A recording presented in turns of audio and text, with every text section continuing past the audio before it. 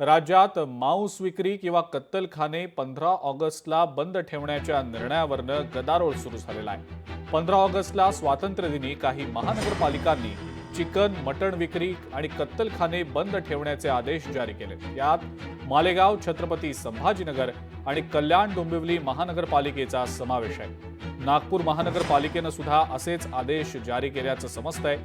मात्र हे असे आदेश जारी केले गेल्यानं विरोधकांकडून संताप व्यक्त होतोय। विशेष म्हणजे आमदार आदित्य ठाकरेंनी केडीएमसी आयुक्तांच्या निलंबनाची मागणी करत आम्ही नॉनव्हेज खाणारच असा पवित्रा घेतलाय, तर उपमुख्यमंत्री अजित पवार यांनी सुद्धा स्वातंत्र्यदिनी मांसाहार करण्यावर बंदी घालणं योग्य नसल्याचं म्हटलंय।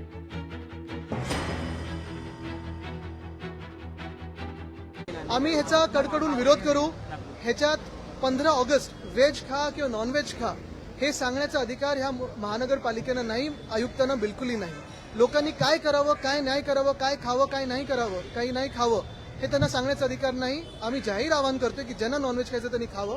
ह्याच्यात व्हेज नॉनव्हेज हा वादच नाहीये। अनेक लोक व्हेज खातात ना, त्यांना विरोध नाहीये, पण जे नॉनव्हेज खातात, जे आमच्यासारखे लोक नॉनव्हेज खातात, आमचे अगदी पाहिलं तर कल्याण डोंबिवलीमध्ये जे आमचे आगरी बांधव आहेत ते काय करणार त्या दिवशी? आणि हे तुम्ही काय आमच्यावर व्हेजिटेरियनिझम लादताय? आमच्या राज्यात येऊन आमच्यावर तुम्ही लादताय? ज्यावेळेस श्रद्धेचा प्रश्न असतो त्यावेळेस अशा प्रकारची बंदी घातली जाते।